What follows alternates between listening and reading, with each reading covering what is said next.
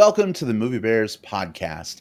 I'm Brad Harris, and most weeks I'm joined by some of my favorite husky, hairy, huggable homos and friends to review films, either current or classic. But sometimes we pivot to TV. And I think this feels like an appropriate time to do so because the new Fallout series from Amazon Prime has been available for the last week and a half, 2 weeks, something like that. It all came out at once. People have been kind of watching at their own pace. We wanted to give a little time for folks to enjoy that, catch up with that before we dove into the world of Fallout. We're going to be talking about the games.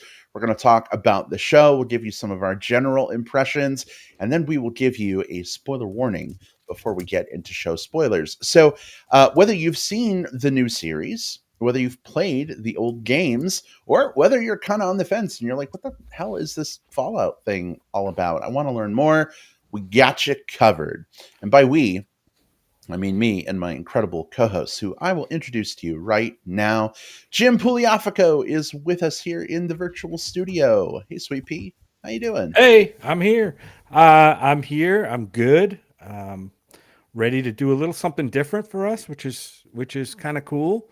It isn't just straight movie talk this time. We're delving into other media, so it's going to be interesting. But it is something very cool. Indeed. Well, so glad you're here for this conversation, babe. Looking forward to hearing some of your thoughts on the new show, maybe some of the game you've seen me playing over the last week or so. It'll be interesting to hear what you have to say. And also interesting to hear what William Lindis has to say, because, Will, I know you have a lot of experience with the Fallout franchise. How are you doing? And are you excited to get into this? Oh, absolutely. I'm ready to dive into the wasteland, start scavenging for junk, start crafting some stuff as I shoot away at some ghouls and some random abominations from the irradiated wastes. Yeah, Fallout. I'm excited. Let's do this. Indeed. I'm very excited for this as well. It seems like, I don't know, years ago that the Fallout series was announced coming as a TV show from Amazon Prime. And then all of a sudden it was here. And I was like, oh, shit, right. That's coming out. Okay. So the three of us had a chance to catch up with the new show. And Will, I know you and I both have some experience with the games, but for anyone that may be new to the Fallout franchise, if we could just take a few minutes and, Will, if you don't mind just bringing us in on this one, what the fuck is Fallout? Fallout. Fallout is a multi-entry video game series, well, now television series and multimedia franchise that began back in 1997 with games running all the way through. I think the most recent one that came out was like 2018, and so it's long running at this point. The most important thing to know about Fallout is sort of the setting of the world. Okay. So you have this, if you think kind of like post-war 1950s, sort of like that vibe of what the atomic future was going to look like. Imagine like if that atomic future actually happened. There's like a split in our timeline, and instead of like evolving the way we did, everything just kind of kept into that, what we would consider now kind of retro futurism look, but for hundreds of years. So the games basically tell the story of 2077. The bombs drop finally, and everything gets destroyed. And depending on which game you're playing, you might be playing, anywhere from up to like 200 years afterwards, as now the United States is a wasteland, and you are one of a few disparate survivors who is roaming the wastes for some reason or another. That's the basic setting. The other thing you need to know about this is the tone. Fallout is a series that is sort of built around two things competing with one another. The idea of just how terrible the post-apocalyptic world would be, the gruesome, violent, kind of shitty ways that people would be to one another. but interposed with a quirky sense of humor, a lot of which comes from the that kind of 1950s vibe, but kind of carried through to the future, as well as just the weird things that humanity would continue to cling on to even after society has collapsed. Those kind of things that we still can't separate from, no matter how silly they might be. All of that to say, you set that world, and every single one of the games, while they carry like a through line in terms of what's happening in the world in general, each story is its own set of survivors, and there's not a ton of characters that interact between the few, which is going to be important as we talk about the Fallout TV series, because you might be saying, well, goddamn, Will just said that there's like decades of these video games. How can I get into this series and enjoy it? And the truth of the matter is as long as you know kind of a little bit about what the setting is like in terms of what to get used to, there are Easter eggs, there's lore, there's stuff that you can pick up from the games, but there's nothing that is essential to enjoying the series that you can't pick up from watching the series. So that's Fallout. All right. Well, Will, thank you so much for that great explanation of this franchise. Jim, I know that you were pretty new to Fallout. I think you had seen me maybe play Fallout 4 like 8-10 years ago, whenever it first came out, a little bit. Was it that long ago? But Jesus. yeah, but like I do with so many games, something new came along and I started playing that, and then something else new came along and I started playing that, and I never circled back to finish it. And of course, we started watching the series, and now I'm playing Fallout 4 again. I'm curious, babe, like having seen a little bit of the game and a little bit of the show, what do you think of like the vibe of this universe? Not specific just to the show, but I mean like just in general. Yeah, it's really cool. Yeah, I have practically no experience at all with the games other than watching you play Fallout 4 a little bit. Um, so I jumped into the series with you, pretty much not knowing anything. And so I want to know more about this world, and the show kind of feeds into that a little bit too, right? For me, it's like a big mystery box thing because I don't know what this world is they're building. So it's a journey of adventure and discovery of this world, and I do like the vibe. The vibe. I'm trying to align the vibe with what the realities that I'm getting from the TV show, right? And the timeline. Will, you talked about like a bifurcated timeline. At some point, we have this 1950s, 1960s, like kind of post World War II nuclear age aesthetic, right, to this world. And however, we learn that it's like supposedly the bombs dropped in 2077, right? So the question in my mind is, how did this vibe or how did this aesthetic last last over 100 years, basically, because you're going from the 1950s and 60s Mm. up to 2077. It seems like it's a stagnant period, although there's obviously been technology growth. There's technology growth mixed in there. There's a lot of cool like sci-fi stuff that they certainly did not have in the 50s and 60s. Giant metal mecha suits, little wrist things that are like wrist computers, basically, that they have. And so yeah, it's a cool mix of things. And for me, um, it like I said, the show anyway. It's hitting me like a big mystery box, and with that, and we'll talk about the benefits of that and the drawbacks of that too. But yeah, I kind of dig it. The music is kind of cool. I know a lot of the songs. You may not know this about me, but when I was growing up, like in let's say the late 70s, right, when I was like a teenager, one of I would nerd out on 50s music. Like me and a Mm. friend of mine would collect like songs like obscure 50 songs, and this is exactly what we're getting in this show, like 60-minute man and Rocket 69, and Yeah. like these really cool 50 songs that are like, if you listen to some of them, they're really really raunchy and racy, but at the time, because they had a pop music aesthetic, I think it went a lot over the heads of a lot. But as watching the show and the soundtrack, a lot of that is coming back to me.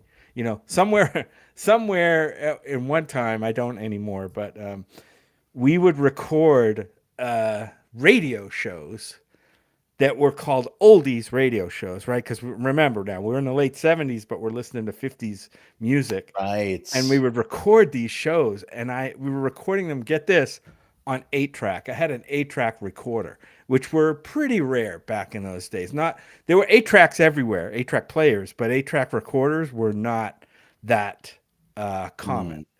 So I had stacks and stacks of 8-track tapes with all of these like 50 songs on them. So yeah, the aesthetic is hitting me great. I'm really digging it so far.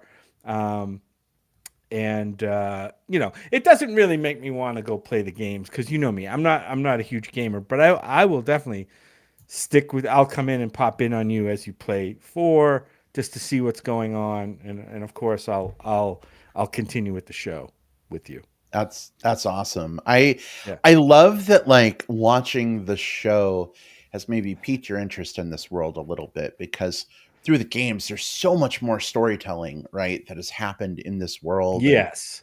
And, even I went back and I started playing 4 again, and I'm only a few hours into it, but I am just completely engrossed in the story again. It's been a long time since I played, and so I'm kind of rediscovering some things. And Jim, you mentioned the music.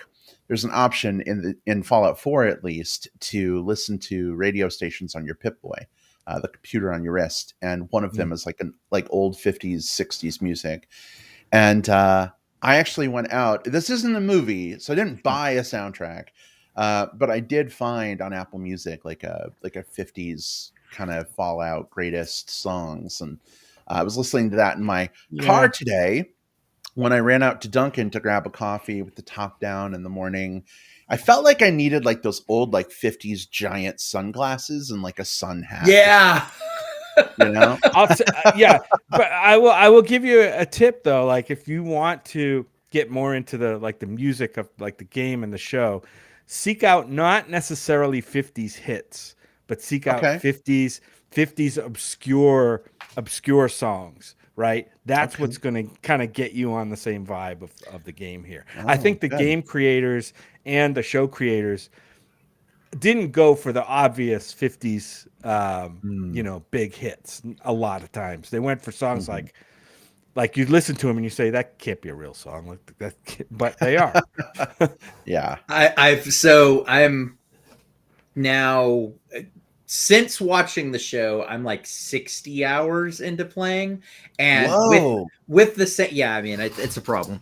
But with the on the Pip-Boy, you have the Diamond City Radio, which has the songs that are playing that you're talking about there, Brent. A couple of things that are interesting about that. One, a lot of those same songs, or if not the same songs, a lot of the same artists are directly in the TV show. So, Jim, the 2 songs that you mentioned before, Rocket 69 and 60-Minute Man, are both like, I know every word of those songs. Oh yeah, because I've listened to them now. They're cool songs. They're cool songs, and over the last 60 hours, I've listened to them probably 100 times each. Because there's also a great Spotify playlist that you can find that they take all the different songs that have played either in the main game, on the TV show, any of the DLCs, anything like that. And it's just a 6 or 7 hour playlist of this type of music. But the ones that I would definitely say is the most, I think the group that is most like the soundtrack to both the television series and Fallout 4 is a group called the Ink Spots. If you listen, like if you want to deep dive anywhere, start there, because I feel like they're almost like the the anthemic group of Sure. Fallout. In fact, I think there's like, as opposed to most of the artists that have like 1 or 2 songs in there, Yeah. there's like Mhm. 3 or 4 Ink Spot songs that show up Oh, throughout wow. Fallout. So yeah, it's a lot of fun. And I find myself like, like when you watch a new show or watch a new movie and you got like, whatever songs in the head. I've literally just been kind of walking around the house singing like Atom Bomb Baby, I love you so. Just like shit like that, just because that's what's in my brain right now. That's Cool. Very cool. awesome. Yeah, when the music resonates with you like that, especially like, you know, Jim, I know you aren't as far removed, right, from that era as Will and I are. But I think it speaks to the power of the music and the game makers and how they weave that in, right? That these songs are like becoming songs we want to listen to even outside of the game or the show. So that's pretty freaking awesome. Yeah. Well, we've got several folks who are hanging out with us in the live That's chat cool. right now. Are you fans of Fallout, or are you new to this franchise, this universe? Let us know in the live chat. We'd love to hear some of your thoughts and experiences. We're going to be talking about some general impressions of the show itself here in just a minute or so, and we'll weave some of those comments maybe in and out of the discussion as we go. But Jim, Will, let's shift gears a little bit. So we've talked about sort of the games in general. We've kind of talked slightly about the show, but let's really give this show its due at this point. So, spoiler free, of course, because we're going to have a nice, big, meaty spoiler section coming up in about 10 or 15 Yeah. minutes or so. But let's talk a little bit about just general impressions of the show. Is it something that you kind of dig? Are you vibing with it? Does it maybe not work for you in comparison to like the games? Who wants to start? Where do y'all come down? I mean, I'll just continue with what I was saying before. Like one of the shows that this really reminded me of is Lost. I mean, it's a show about survivors, kind of making their way through, making little alliances here and there, meeting new people or characters along the way, struggling for survival. There's a huge mystery element to it, like what's going on, what's going on with the island in the case of Lost, and where the hell are we, and the show. I think this show spoons it out a little bit better than Lost did. I often got very frustrated with Lost, and at the end of it all, I still felt a little bit frustrated.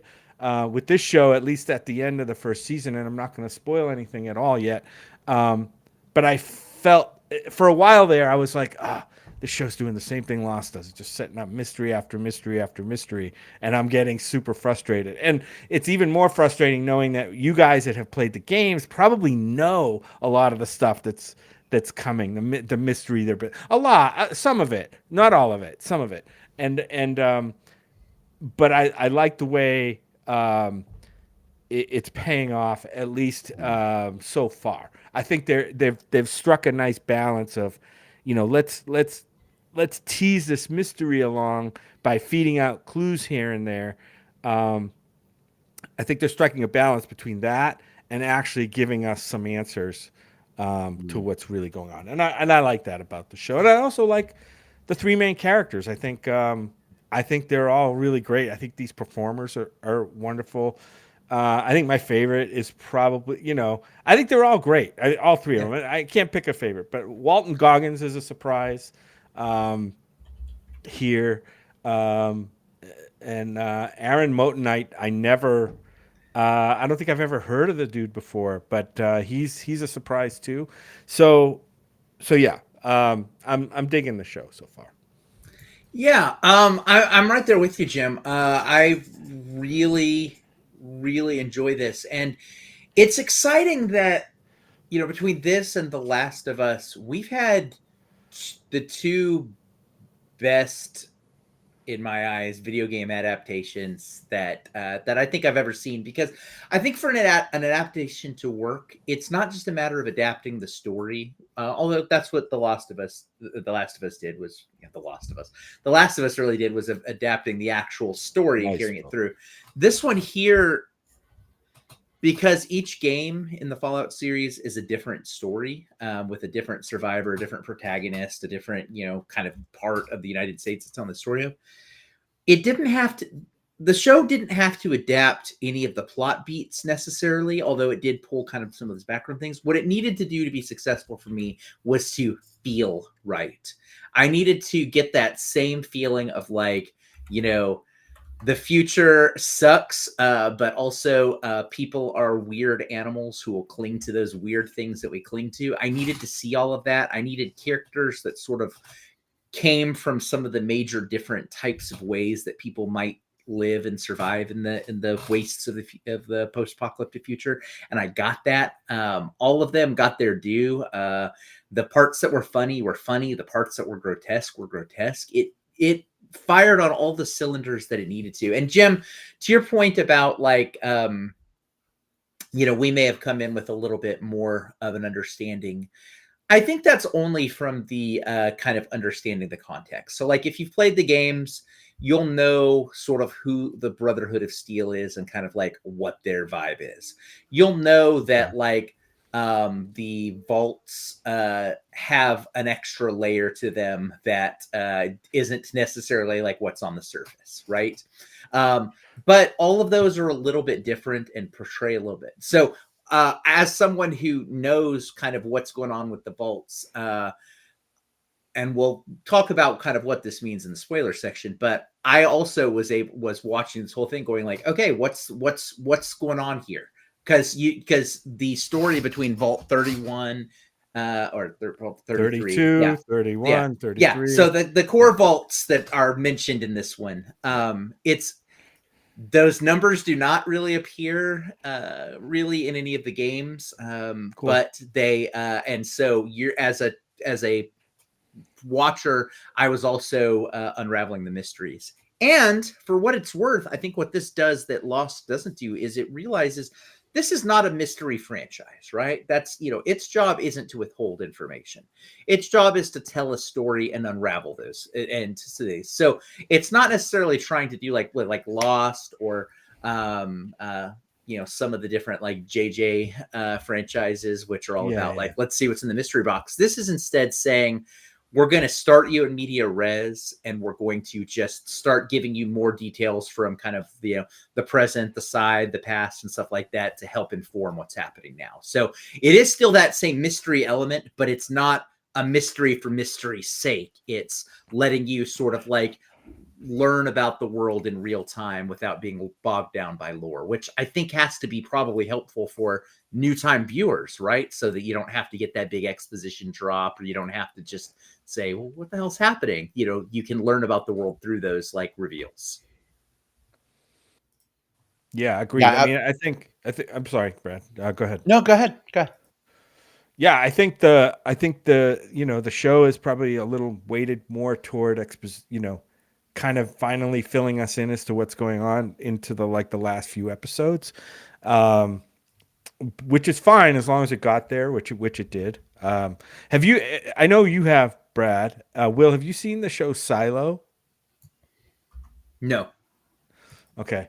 Yeah, this is Brad. I think of this as a mashup between Lost and Silo a little bit, right? I know you mentioned Last of Us, and maybe that's because it's also tied to a game, but I see Last of Us as kind of a different animal. That's more like a road. To me, that's more like a road show, like a road movie kind of thing, going from point A to point B. This one has a lot. I think this is a lot more intricate than that one. Not necessarily comparing the quality, but just the flavor a little bit. Yeah. Well, it's interesting, Jim, you brought up this comparison to Lost. There is, in fact, a Lost connection with this show.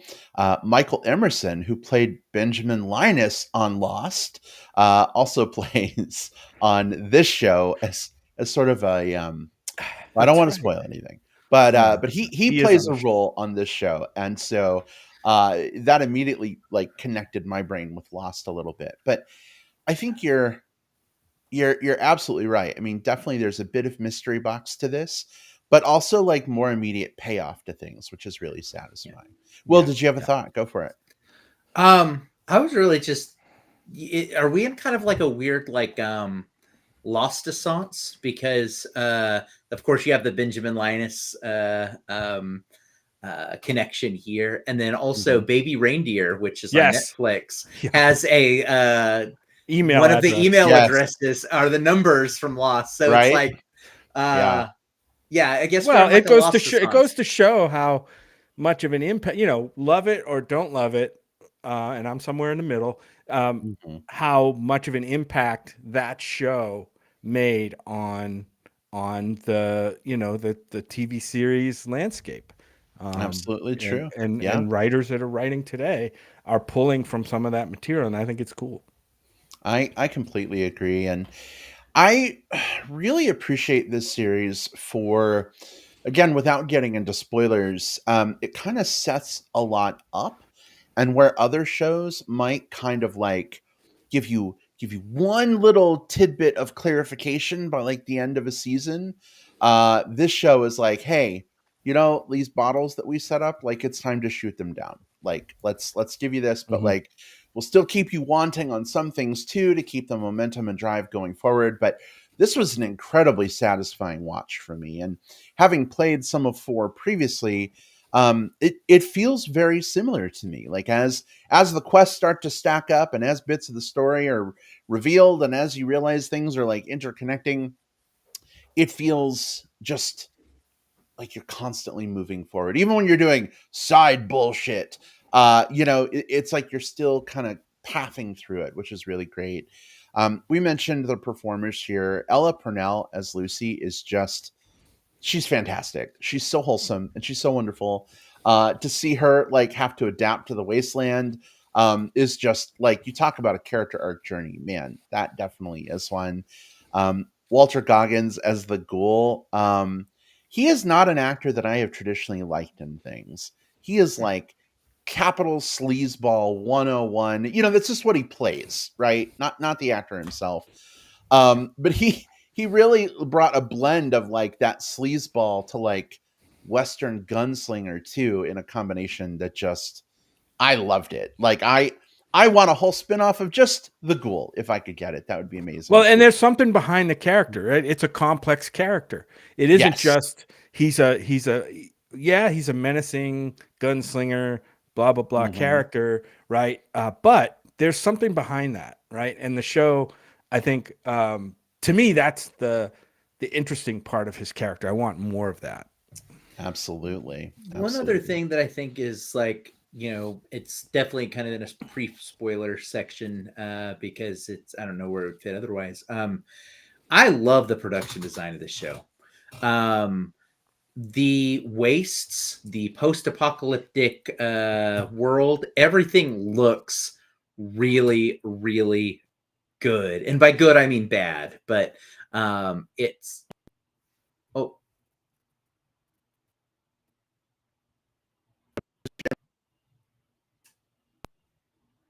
yeah, I just saw Jim disconnect. And Brad, you're coming through a little bit robotic. I don't know if it's on me or if it's on you.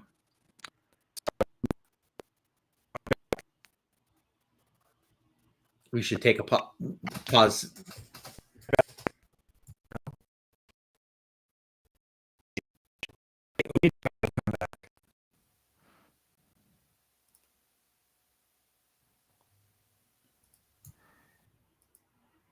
All right. I think he's Well, dropping and coming back. Yeah. And I'll just take it Okay. back to the production design thing just so that we, Cool. So Jim doesn't And have then, to splice half of it together.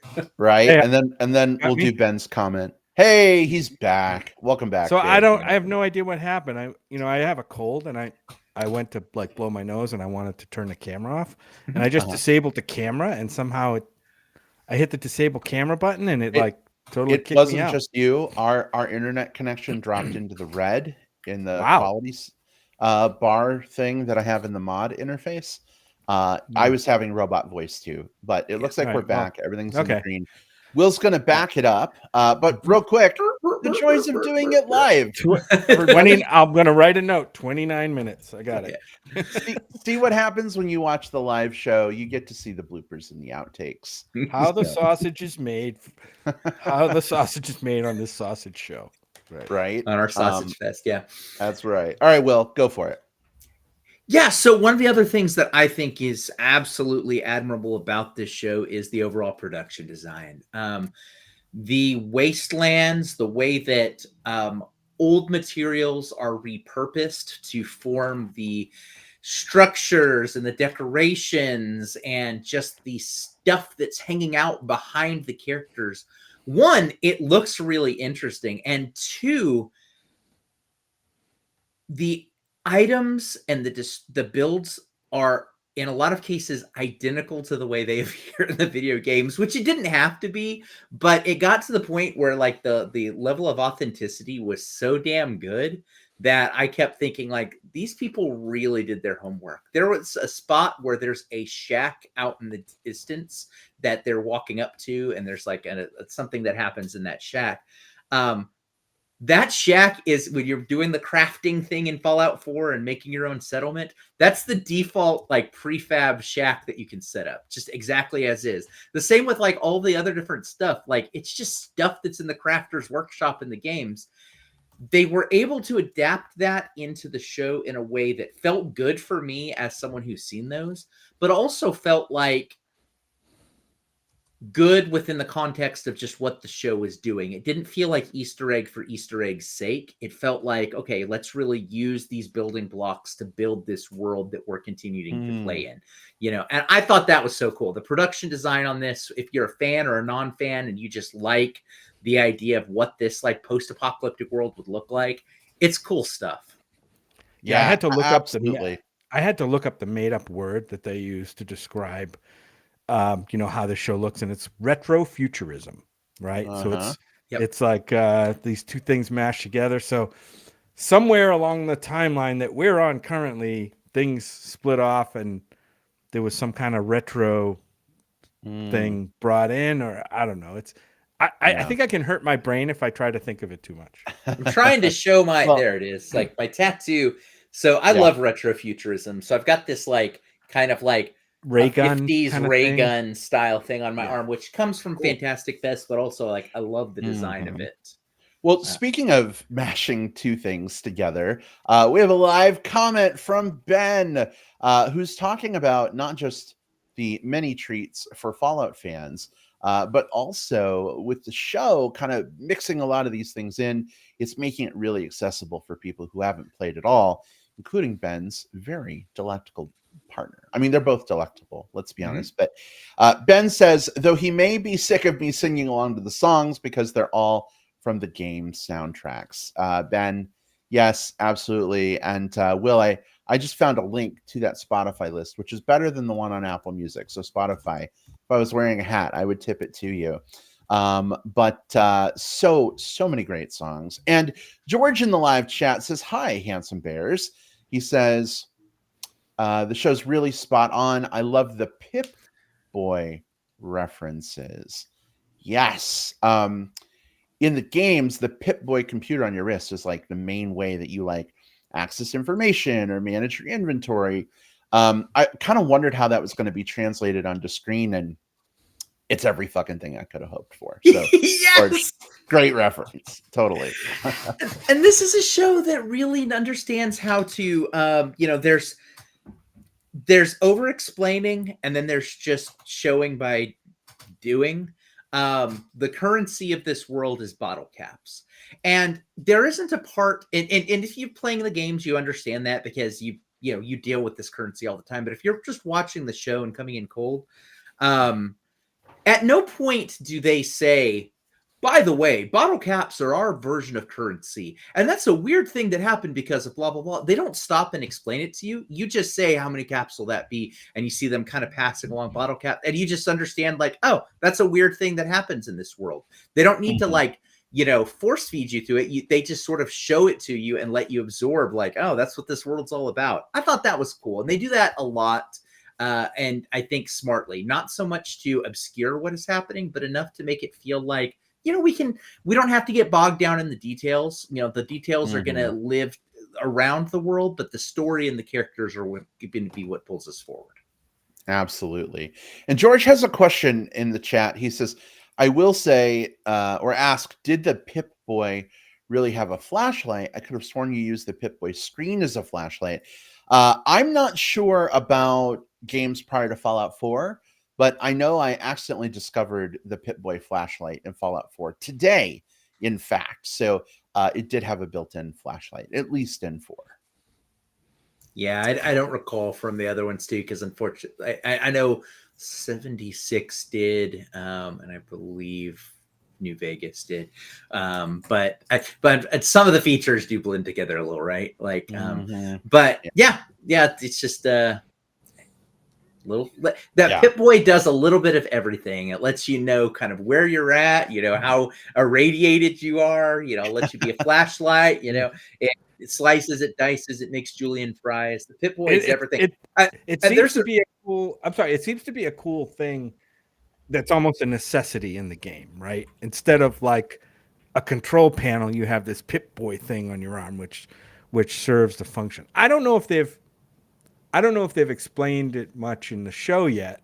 Why it exists or anything really strongly, but I think obviously it's a thing they carried over from the game to the show because it's so integral, right, to the integral to the game playing. I think that it's also probably the most integral thing to the franchise as a whole. Like if you talk about someone who's cosplaying something from Fallout at a convention or something like that, maybe they're doing like one of the Brotherhood of Steel in their armor, or maybe they're doing a ghoul, but 99% of the time, if someone's doing cosplay for it, it's because they have like the Vault suit and the Pip-Boy. Like that's kind of like the default, signifier, because it's cool. Absolutely. It's cool. It's very cool. And I do love the customizability too. Ben mentions in the chat, in the show, he noticed some people had theirs set to an amber color like he does when he plays. I set mine to Barbie pink, and it is giving me no end of joy. It's a lot of fun. Oh, wow. Yeah. Look at these customizations that you gave. I'm gonna have to go. I always do the default green, so I'll have to play around with Barbie pink. You have to branch out a little bit. Yeah, branch out. See if amber is the color of my energy. There you go. Well, speaking of branching out, I feel like it's maybe time for us to branch out. See what I did there? Into spoilers for this show. That's going to be the bulk of our conversation. There's a lot to unpack and work our way through. So, Jim, Will, let me just check in with y'all real quick. Are you ready to leave the vault of non-spoilers behind and head into the wasteland of spoilers? Absolutely. I'm firing up my VATS. Let's start shooting away at these spoilers. Let's bust out of this vault and explore something else. Sounds good. All right. Well, listen, if you have not yet seen the Amazon Prime show Fallout, specifically the first season, just in case you're listening to this episode 10 years from now and it's got 10 seasons and you're like, what the fuck season are they talking about? It is season 1. We are going to talk about any and everything from what happens in the vault at the beginning to what happens at the very end of the season. So if you don't want to be spoiled, now's your chance to step away. We are not doing plugs this episode, so feel free to just, step out for the rest of the show, but then come on back after you've watched the show. Would love to hear your thoughts. Don't forget, you can hit us up on Twitter at MB Podcast or on Facebook. Just look for Movie Bears Podcast. Even if you're listening 5 years from now, we'd still love to chat Fallout with you, assuming we're all still alive. And that got really dark all of a sudden. But we're in the wasteland. Anything can happen. But spoilers are officially fair game. They're happening now. And we'll kind of parse through these by talking about some of the different sections, right? Some of the storylines and kind of how they intersect. And we'll kick things off by talking a little bit about the Vault story. So, of course, we're introduced to Lucy and her father and her brother. We're introduced to their life down in Vault 33. Seems like there's some kind of mystery thing going on. Some weird woman shows up and, kills a bunch of people with her raiders and kidnap Lucy's dad. What do y'all want to dig into with this arm of the plot? I would just say that I think the Vault story is probably the most compelling for me. And I mentioned earlier the show Silo. This has so many parallels to that show. It's almost uncanny because and I won't spoil anything in the Silo show in case people haven't watched it. I don't think a lot of people have, but it is a good show. Um, it runs a little slower than this, but it's basically society that lives in a vault, basically a silo underground due to some supposed atomic event or cataclysmic event that happened, and there's all the same kind of the same mysteries. There are other vaults or silos. How are they connected? Uh, what uh,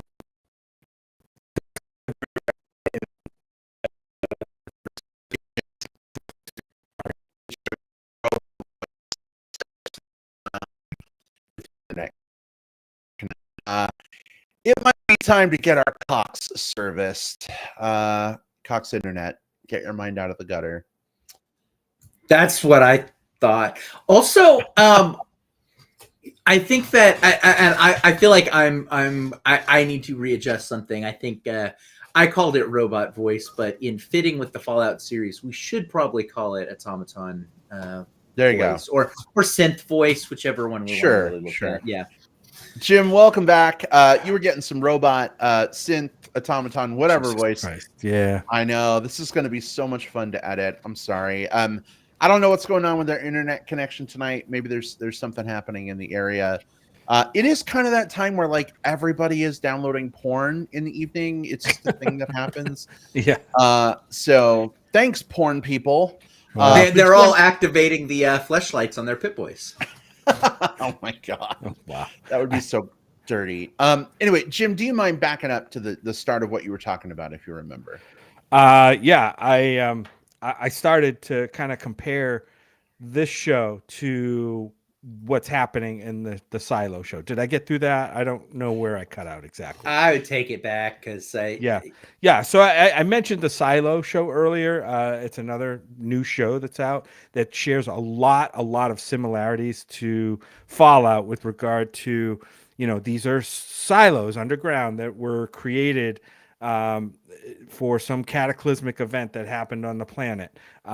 There could be multiple silos. There's mysteries about what's in the other silos. How are they connected? Do they communicate?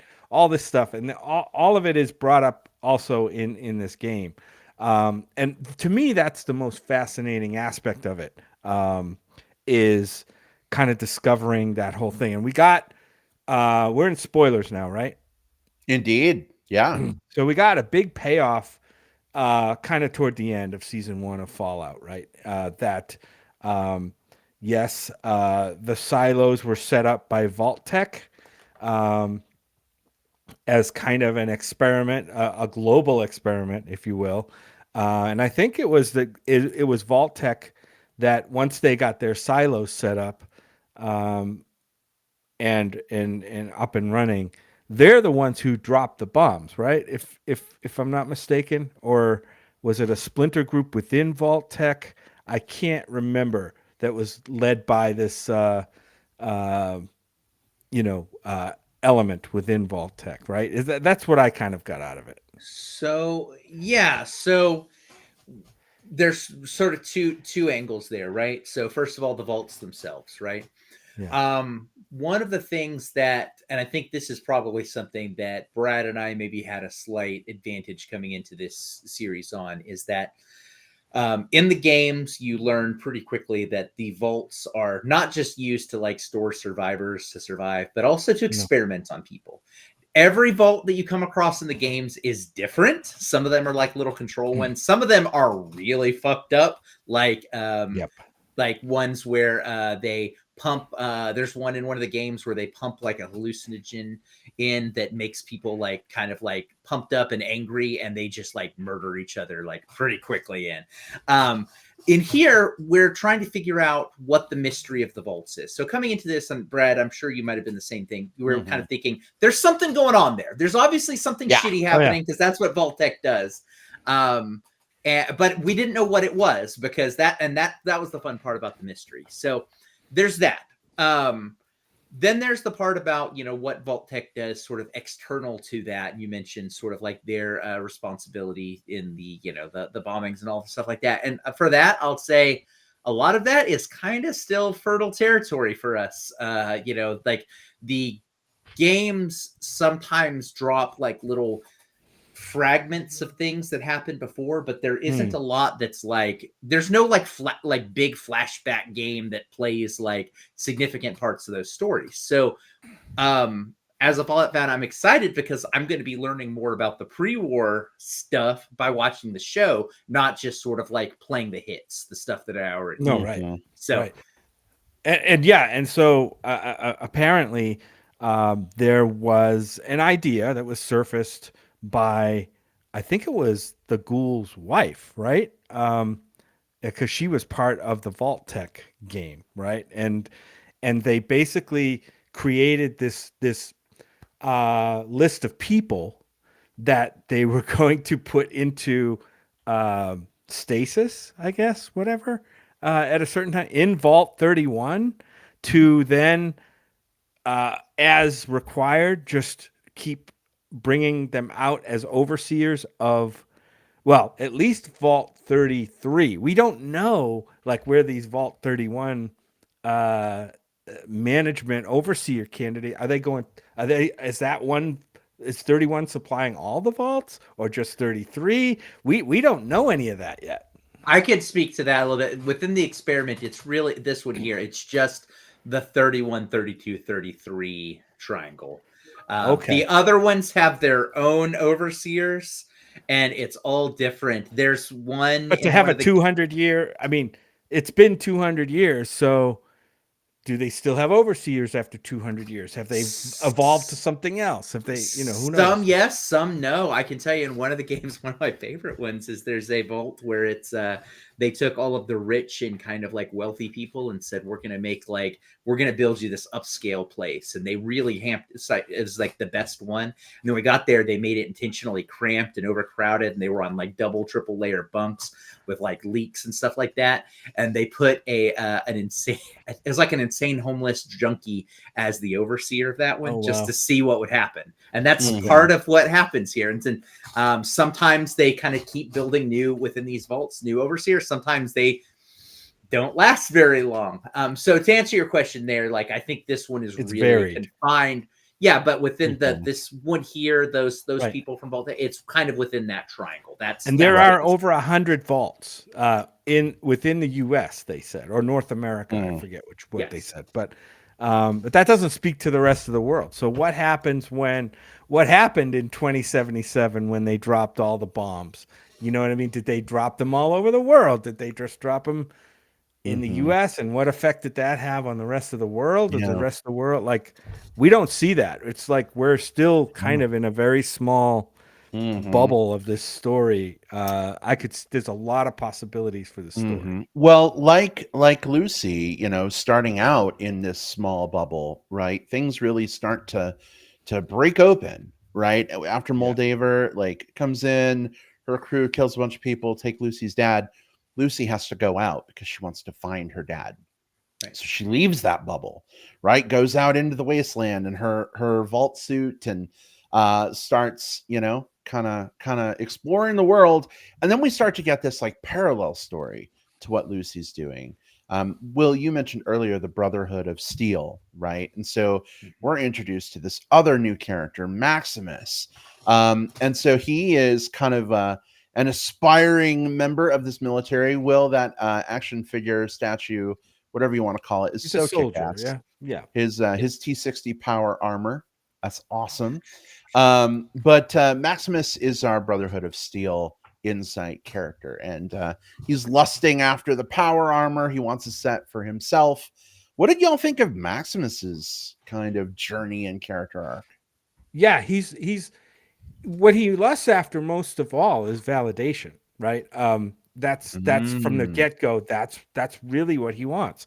Because during his early time in the Brotherhood, he wasn't treated very well, right? He was, there were other maybe higher ranking soldiers that like would pick on him, blame things on him, like treat him badly. And so he's like the underdog, right? And what he has an opportunity to leap to the front of the class basically, and he takes that.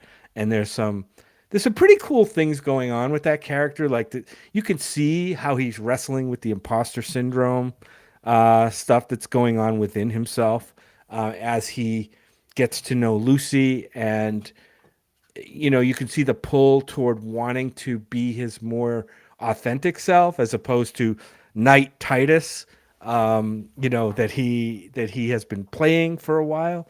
And so it's a very interesting character. Again, a complex character, and that's what I like about the show. It's one of the things I like about the show is how the effort they're putting into the characterizations.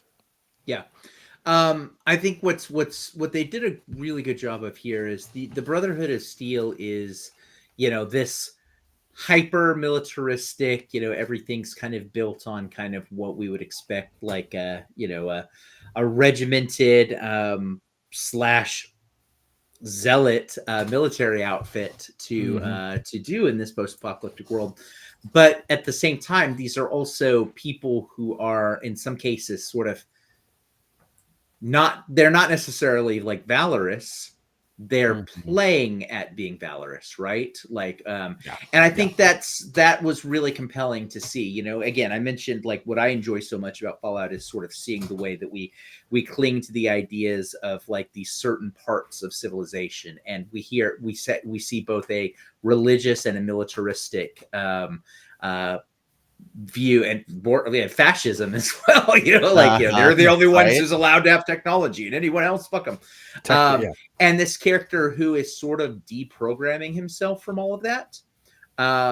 So his quest. So while Lucy's quest is, I need to go across the wastes to find my dad and rescue my father. Which was a little bit. I mean, partway through the series, it's not. Her dad's not going to be the person we saw him at the beginning, but right. But if that's her quest, is to kind of go across the wastes and to find her father, Titus Maximus, which is, both names are there for a reason.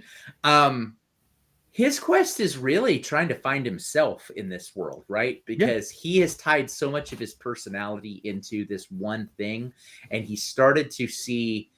He saw very quickly just the rose-colored glasses came right off when the person that he most admired in the world, Knight Titus, first fight that he got into, ran away, pulled off his helmet, and revealed himself to be Michael Rapaport. Which, if you're going to play someone who you need to be sort of like unlikable kind of quickly with just a glance, you cast Michael Rapaport in that. He's very nothing against Michael Rapaport himself, but just he was perfect casting for exactly the type of kind of squirmy character that would be underneath that helmet. So I loved seeing that. And I loved the fact that, kind of going back into the Vault stuff a little bit, we have a kind of a second Vault story, which is the Lucy and her brother, her brother staying behind and unraveling the mysteries. So they very smartly kind of split the Vault story into two pieces. They let us stay in the Vault so we can explore that like very interesting part of the world. But they also gave us a Vault character who went out into the wilds to see that fish out of water thing. So very smart that they did the brother start. They could have very easily just left the Vault stuff behind. But keeping Norm, is that his name? Yes, the brother. There to kind of untangle things as his own little protagonist. Just smart stuff. In fact, in the first episode, I was like, oh, this little brother guy, he's probably going to get killed off pretty quick, or he's not going to be important. And he kind of stealthily became the fourth main character of the show, and I thought that was cool. Yeah, because while Lucy and Maximus are like doing their journeys and eventually kind of come together, they intersect more ways than one. He has like started unpacking this new mystery, right? Within the vaults. What happened in Vault 32? Why is everybody dead? Why all of a sudden is the new overseer in Vault 33, someone who came from Vault 31 and apparently every overseer in 33 has Yeah. come from 31. And Jim, that's to your point earlier. They're fucking unthawing management from 200 years ago to come oversee these vaults when it's Kind of like they time. do at my company today. Yeah. We won't name that company No, to we protect won't. the We don't job, have to. but We don't have. Yeah. you know, sometimes things can happen at companies, we know, but hopefully they're not an evil company like Vaultec. No, they're not. Making a joke. I know. I'm just protecting your job at all costs. But anyway, yeah. So it's interesting to see this other side of the story unspool, right? We kind of figure out, Jim, to your point earlier, right? Like, oh yeah, you're absolutely right. There is something fucked going on with Hank, right? And we'll certainly get into that as we start to talk about the end. But that was a good call. And I think Lucy and Norm are coming to the same realization about their dad, obviously, from two totally different trajectories, right? Yeah. You know, Norm is untangling it from within the vault, looking through the computer records and all that stuff, and visiting, you know, Vault 31 and having the talk with the brain on a Roomba character. And Lucy obviously is getting it directly from Moldaver and her dad at the end, which was Right. pretty cool scene. Yeah. So And we'll definitely get into more of that as we move to that end game part of the yeah, discussion. But just taking it back real quick to the Brotherhood story. George is in the live chat with us. Hey, George. George says, and it's a lengthy comment, but I'll read what's not on screen as well. He says, "I'm so conflicted with Maximus, honestly. In some ways, he seemed like a big baby, question mark. Although he yearned for that validation from the Brotherhood, he just seemed to act like a lost puppy dog. But I did enjoy how he has that soft side and that willingness to show empathy where the Wastelands is filled with nothing but murderous and selfish people." And yeah, George, absolutely a great point about Maximus. And that's why, like, when that character was introduced as being from the Brotherhood of Steel, I was just like, oh, I don't like the Brotherhood of Steel. I don't want to have to watch a character from the Brotherhood of Steel. Jesus Christ. we don't want a bumbling character, right? Right. Yeah. Yeah, exactly. But Maximus became a really compelling character. And when he did converge with Lucy and they started working together to get Ben's, you know, from Lost, his head, you know, to Moldaver or the Brotherhood, Ben's whatever. head. It was really cool to see them interact and sort of like flesh each other out a little bit, right? Like Maximus was kind of a mirror for Lucy's like wholesomeness and naivety, but Lucy was kind of a mirror for Maximus's like distrust and like complete lack of hope and faith in the world. So they both left handprints on each other's hearts and grew from it. So that's Oh, great. nice Disney reference there. That was a Wicked reference, actually. Wicked. Sorry. Yeah. Yeah. Like a handprint on my heart. Who can say if that's they've it. been changed for the better? Yeah. No, absolutely. Like I think that what you're seeing there, George, and I think that's a very, very good point. You know, this is a character who is a little bit like a lost puppy dog. This is a character who feels lost and is immature in a lot of ways. And I think that for me, that's sort of like that's a feature, not a bug for him, right? Because in terms of what his role in the story is, because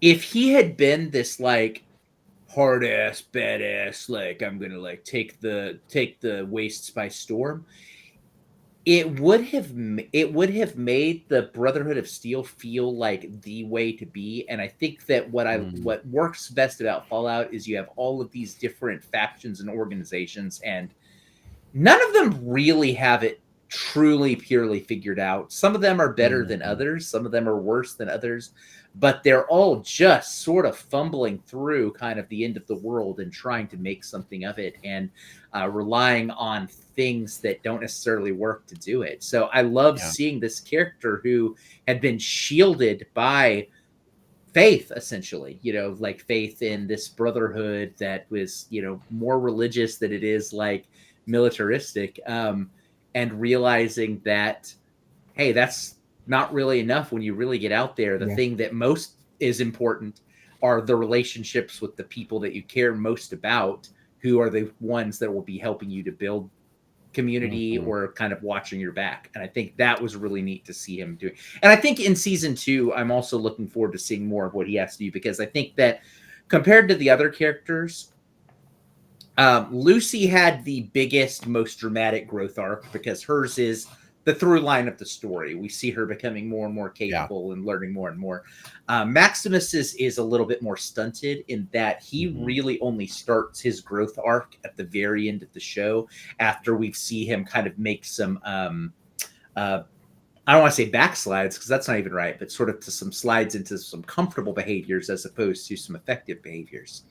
And then, of course, the third part of this, we should talk about him here in a moment. The Ghoul is a character who, his is a growth arc that happened 200 years ago, and what we're seeing now is the culmination of that. So I thought it was really cool seeing there are 3 different characters driving the story with 3 very different trajectories, and that becomes super cool to see those trajectories bounce in and out of each other. It does, definitely, and we'll get to the Ghoul story here in a second.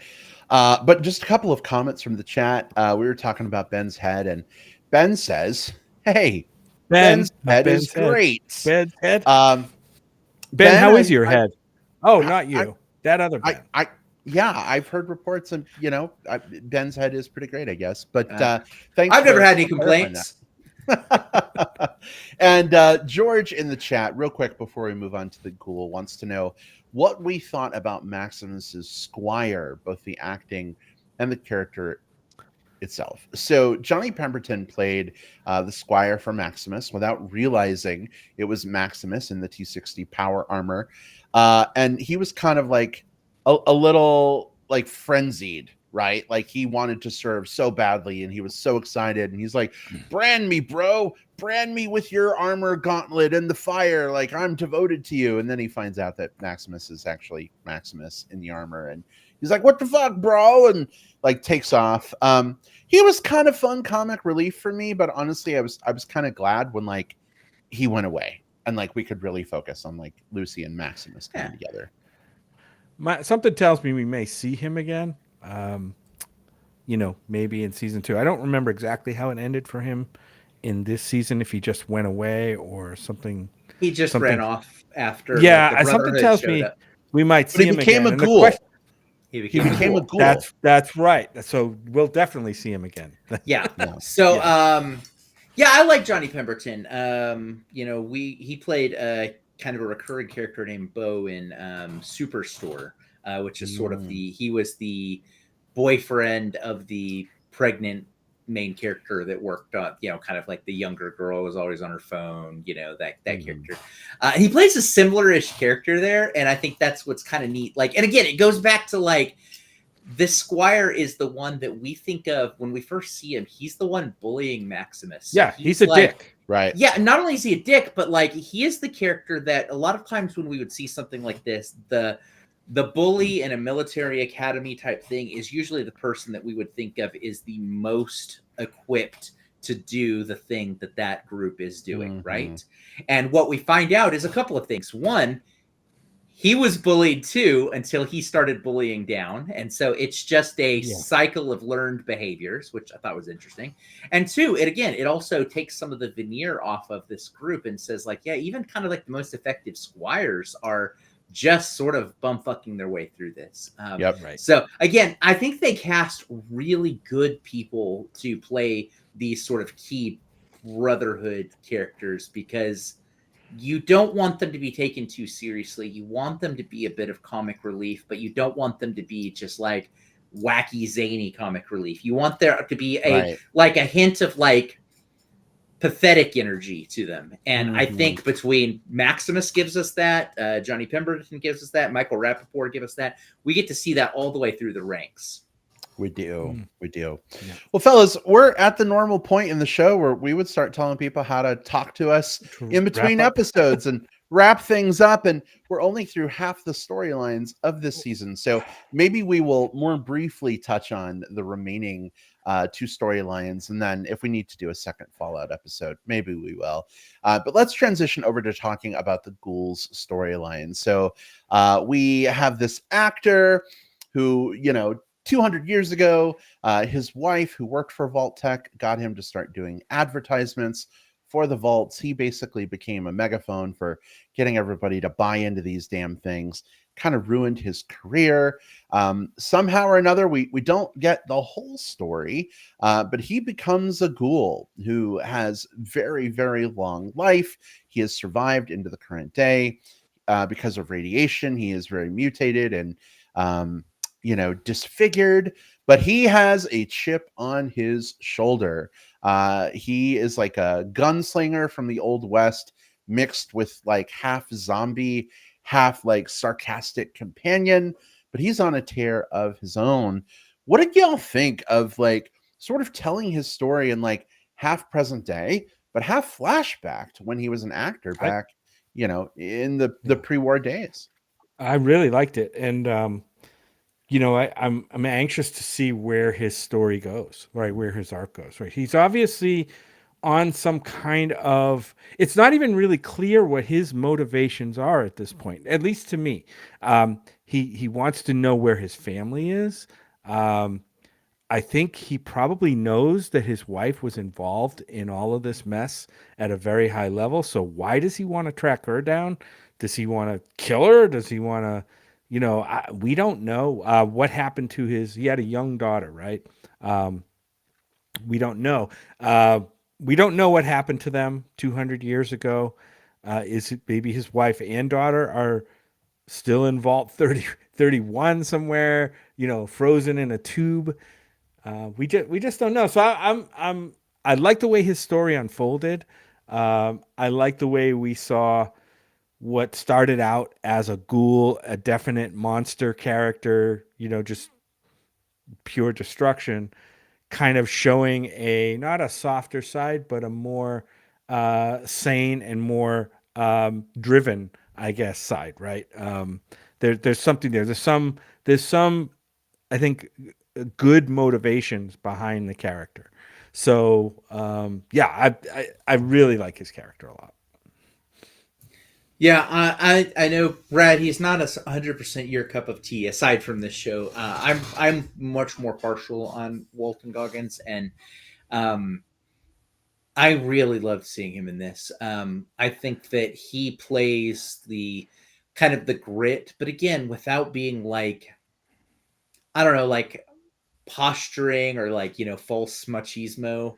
I think that would have made the character feel kind of like false. Instead, we get a character who, I think what we really gain from this character is this is a character who's been through some shit for a long time and has come out of the other side of it incredibly capable.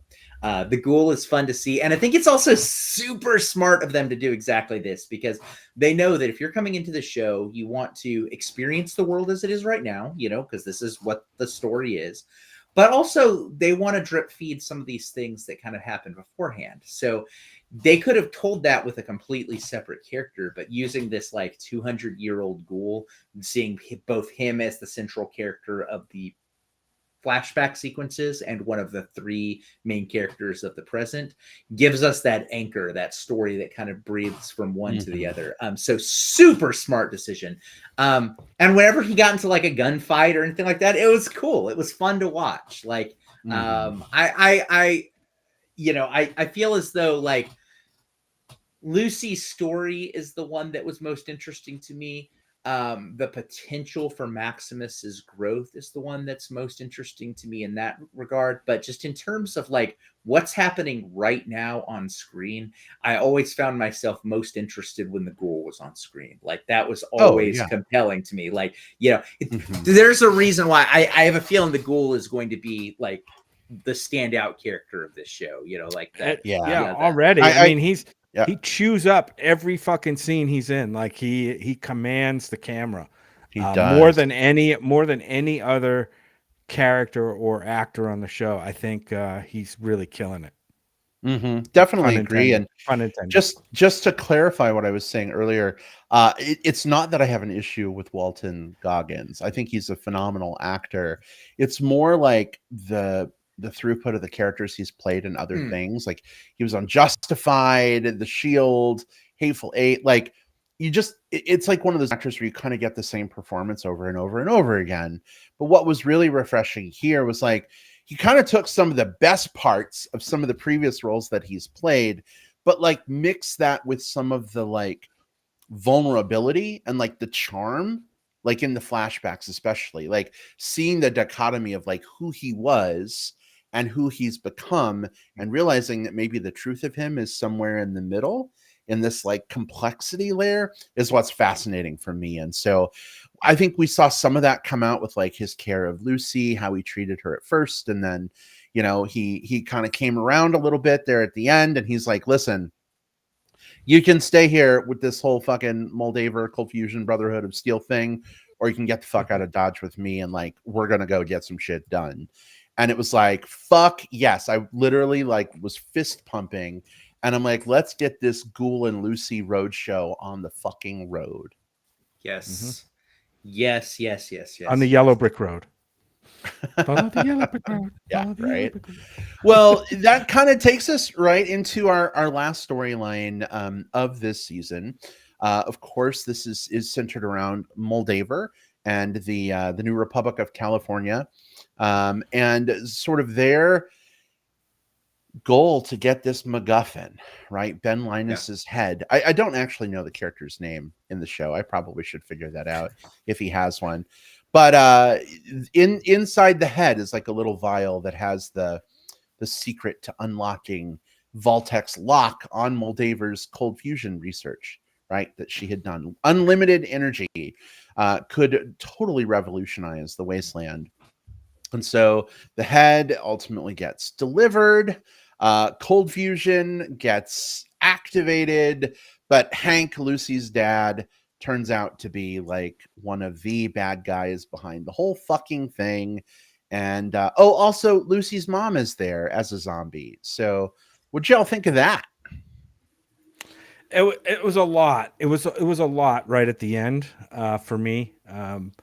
Still, I think a satisfying ending, but there's so much. I mean, the whole series, it's Moldaver. We got to get the head to Moldaver, and we didn't really know much about it until the very end, where you got a whole big dump. So we'll have to see where that all goes.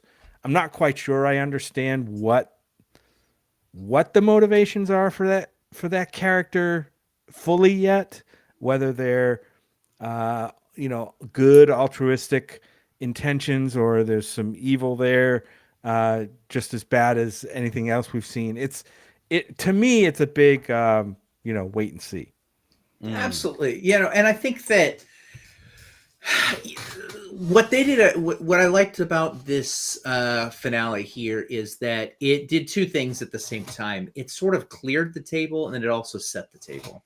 We got the first set of mysteries. What is going on with the vault? Well, we get to find out, about through the flashbacks and through what we're seeing with the Colin McLaughlin character in a cage and all of that. We learn about what was happening in Vault 31, 32, 33. So we get some resolution to the core mystery of what was happening there and why Vault 31, the sinister thing it was doing with the cryogenic / using that to sort of like enact like control over the other people. We also get to see the conclusion of the, what's happening with the Michael Emerson's head, right? And the cold fusion, we got to see some of that with Moldaver in the past. She was someone who wanted to bring about clean, free, no longer under control of Vault-Tec energy to everyone. That was what she wanted in 2077, and that's what she wants now. Now, there's some questions. How is she still alive? Is there such thing as, I think the moral question that we're going to have to find out about is, on the surface, what Moldaver is doing is altruistic, right? She wants to create clean, free energy for everyone, but is that sustainable? And what happens when you do build that? Does it grow beyond that? Like, if you're building a utopia for some people, who do you exclude, right? So that's a potential story that they have to explore. We get to see the conclusion of the Maximus story as the Brotherhood of Steel comes and pulls everyone back, and he has to go back with them now because he's being heralded as this like great war hero now. All of these things happen in this climactic finale. But at the same time, we still have more mysteries to, the things that you mentioned, some of those details left to uncover. We get to see that in the stinger, we know that, and this is more of a game tie than anything else. We know where we're going to go next, which is New Vegas, which is the area that the Kyle MacLachlan character comes across there at the end, which was the setting for one of the games. So at the very end, he's stolen the power armor and he's sort of jetted off, and then we see him kind of standing, and we see sort of like a city in the distance. That's the city profile of one of the main cities in one of the games. So we know that they're following him. The Lucy and the Ghoul are following him. And we know where he's at now. So we know that we're going to have tie-ins to New Vegas, which as a game fan, cool. But if not, you just know there's a new city. So let's see what happens there. Now I'm going to have to go. Now I'm going to have to go play New Vegas after I get done with 4, because I didn't play that one. That'll be the next one. Or maybe I play through 4 and then watch season 2 when it comes out, and then go back and play New Vegas. Yeah. That could be the way to do it. Yeah. We'll see. Yeah. But at the end there, I was like, poor Maximus. He just got done resolving mostly his imposter syndrome, right? With being, after being Knight Titus and kind of basically coming out to everybody like who he really is. And now all of a sudden he's got the whole Brotherhood doubling down on his imposter syndrome, saying that he's this hero and leader or whatnot. That ought to be an interesting follow-on story. It might be a little trite, but it's very compelling. The idea of he's finally gotten the thing that he's always wanted, but he's realizing at that same moment that it's not the thing that he needs. And so I think that is again, I said it clears the table, but also sets the table. It really sets this character up for a really interesting season 2. And again, I think that's true of all the characters. I'm really interested in seeing what happens with literally everybody, as well as Dogmeat, who let's be honest, is the true main character of this show.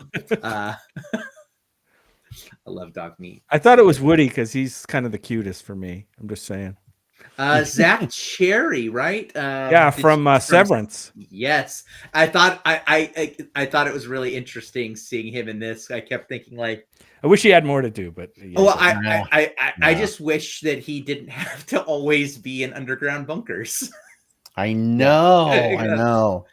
Well, we mentioned Dogmeat, and even though we've reached the end of kind of the storylines, I do think Dogmeat was a very cool ad here. We got to see the Red Rocket gas station where you initially encountered Dogmeat in Fallout 4.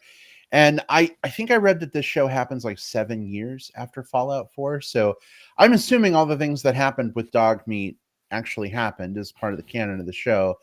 But the Red Rocket station was in Massachusetts, not California. It's a national chain, Brad. It's a national chain. Is that what it is? So, is that and this might be a different dog. I think it's not in Concord, Massachusetts. No, they called him Dogmeat. I went back and rewatched it with captions on.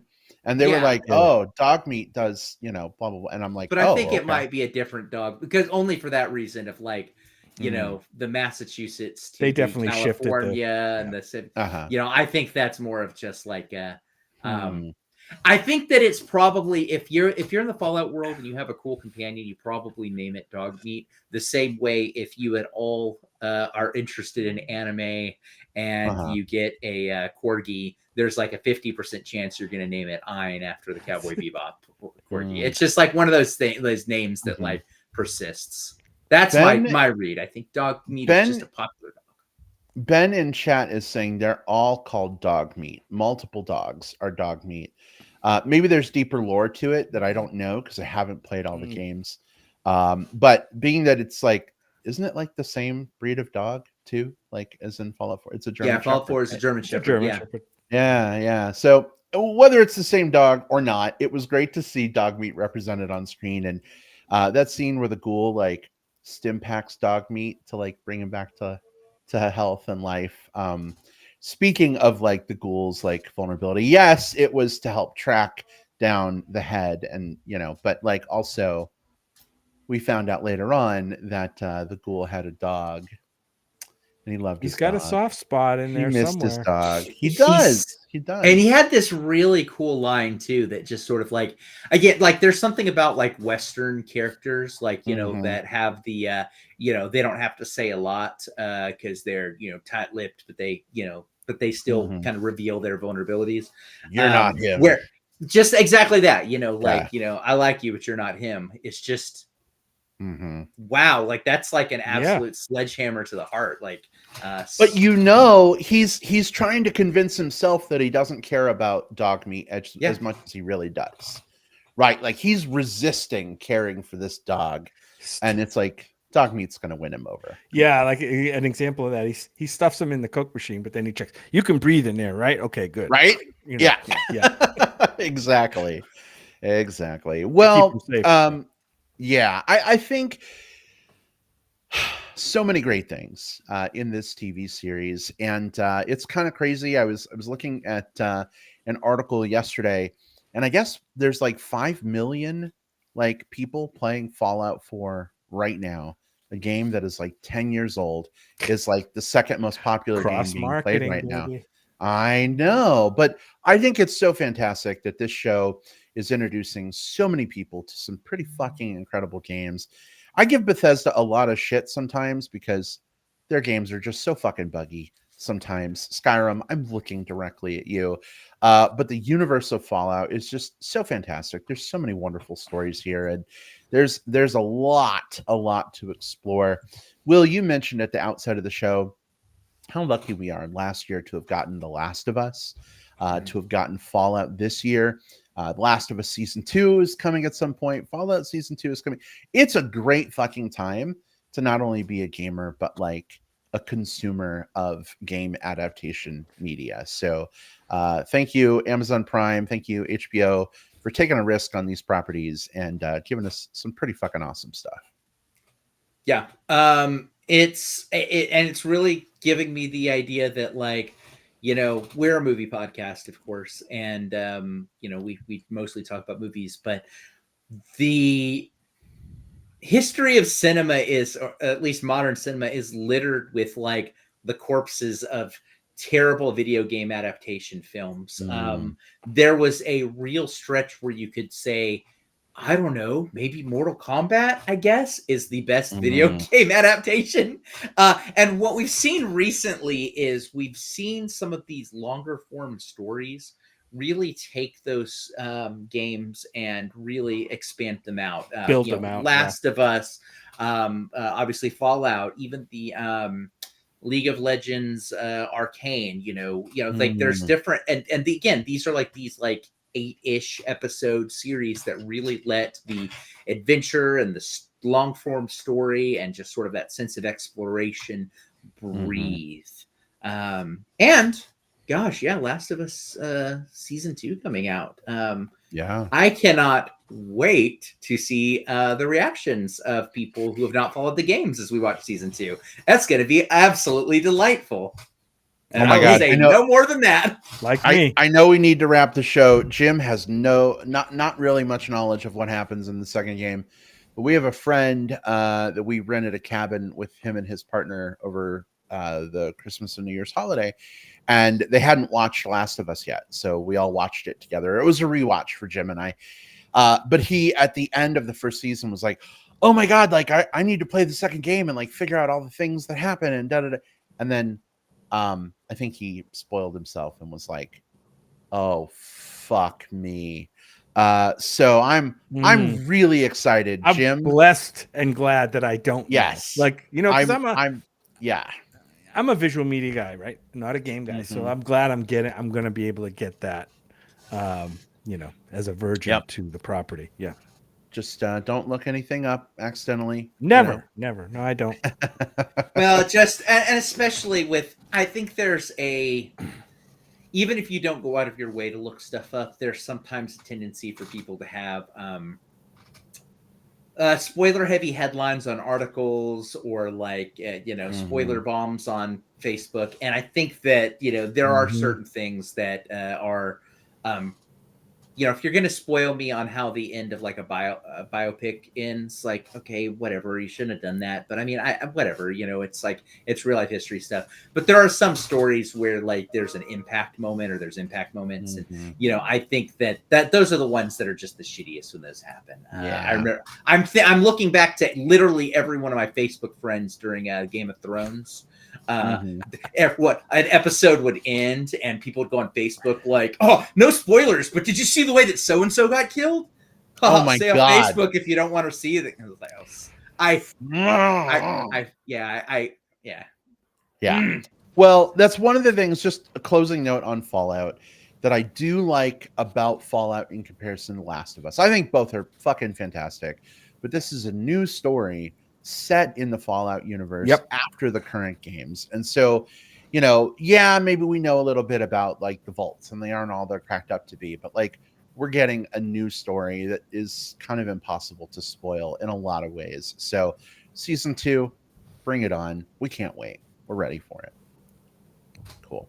Well, Will, ready? Jim, this has been a great conversation. Always love getting together with you fine gentlemen and getting to do this. In case folks want to chat with us between now and our recording next week, where we'll be covering The Fall Guy, let's let folks know where our internet presences reside. Jim, where can people find you? I'll be quick. You can find me on Letterboxd. That's where I rate all the movies, rate and log all the movies that I watch, and series like this. My handle there is @JJP@West. For those watching, it's right here on the screen, @JJP@West. Or you can find me on Facebook under my name, Jim Pugliafico. All right. Thanks so much, Jim. Just in case he's about to log off, Ben says, "See you, Bears. Love you guys." Ben, we love you. Thank and your partner, Ben, as well. So great having you tune in. And George says he loves seeing these game adaptations. They are just phenomenal. It's the best feeling. I agree, George. And even better when we can talk about them together. Like even better when they're good. Right? How about that? Will, if anybody wants to keep chatting Fallout or anything else with you that you're, consenting to chat about, where can people find you? Look for me on my socials, Facebook, William Lindis. Look for Letterboxd. Everything gets logged there at The Movie Bear. A lot of the other social apps I'm using at The Movie Bear as well. So just look for me there. And George, that last comment you had about the video games, please let us know what video game franchise that have not been adapted would you most be interested in seeing? Ooh, cool. I would love to hear that. But yep, that's where you can find me on my socials. So listen, George has now tuned in 2 weeks in a row. George, you've officially been given Movie Bears podcast homework, which means we'll have to see if you can make it a hat trick by showing up next week with your homework. If you're late, you might have to stand in a corner or something for being a bad boy. So make sure to get that homework done and in on time. Love you, George. We'll see ya. Folks, you can find me on Facebook. Just look for Brad Harris. I'm the one who likely has Chub, Chaser, Bear, Otter, whatever friends in common with you. Please send a message. Let me know that you are, in fact, a real person and not a clever bot. You can also find me on Letterboxd. I've been reviewing every film I see. Is there a TV version of Letterboxd? Because, gosh, I sure would like to rate some of these awesome shows. I think a lot of them are on there. Are If they? it's like a limited series, it'll be on there. If it's like an ongoing series, it usually won't. They have been Letterboxd has been, and I don't know where they landed on it, but they were working on something that was more of like a TV side of things. So, Brad, you're not the first person to ask that, and I know that is something that is somewhere on their radar, but doesn't live there now. Well, I searched on Letterboxd for the Fallout series, and I did not see it come up, so I haven't been able to leave a rating for it, unfortunately. But yeah, find me on Letterboxd at iBradPro. Folks, we will be with you next Monday. That's right, not Tuesday. We are pivoting to Monday because of some scheduling things. So relative to when we're recording, that's May 6th, 2024 at our normal time. And we'll see y'all next time. Take care, everybody. Goodbye. Okie dokie. Bye-bye.